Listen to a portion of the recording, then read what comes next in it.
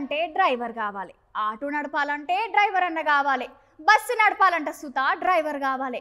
అసలు ఒక్క ముక్కల చెప్పాలంటే బండ్లు రోడ్ ఎక్కాలంటే డ్రైవర్ అన్న ఉండాలి. ఆఖరికి గాలు మోటార్ నడపాలంటే సుతా డ్రైవర్ అన్న కావాలి. కానీ ఇక్కడ ఎవ్వరు లేరు, డ్రైవర్ అన్నా లేడు. ఒకటే పోవుడు పోతాంది. అదేందో మీరు సుత ఓ పాలి చూడుండ్రి. చిక్ చిక్ చిక్ చిక్ నేను చిక్ చిక్ బండిని రో, నేను కుదురుగా ఉండను రో అని ఒకటే పోడబోతుందంటే ఈ గూడ్స్ బండి. అగో చూడు ఎట్లా ఉరుకుతుందో.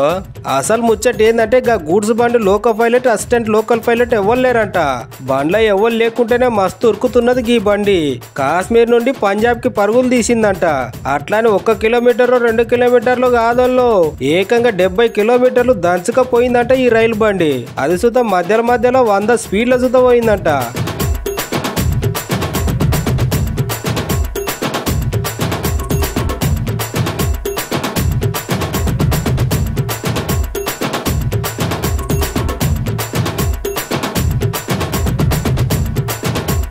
అగో చూడుర్రి లోకో పైలట్ బండ్లో ఉండి తోలినట్టే చిన్న ఉరుకుడ ఉరుకుతలేదు కదా.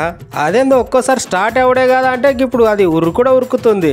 అంటే అసలు ముచ్చట ఏంటంటే జమ్మూ కాశ్మీర్లో కాశ్మీర్ స్టేషన్లో లోకో పైలట్లు డ్యూటీ మారుతుంటే అంతసేపు బండి నడిపిన లోకో పైలట్ హ్యాండ్ బ్రేక్ వేయడం మర్చిపోయిందట.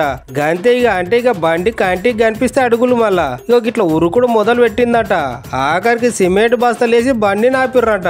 బండి అయినాక అప్పుడు అందరూ ఊపిరి పీల్చుకున్నారు. లేకుంటే ఈ రైలు పోయిన దారిలో ఇంకో రైలు బండి ఏదైనా వస్తే ఎంత పని అవునోళ్ళ తలుచుకుంటేనే భయం అనిపిస్తుంది అని అంటున్నారు ఇది చూసిన వాళ్ళు.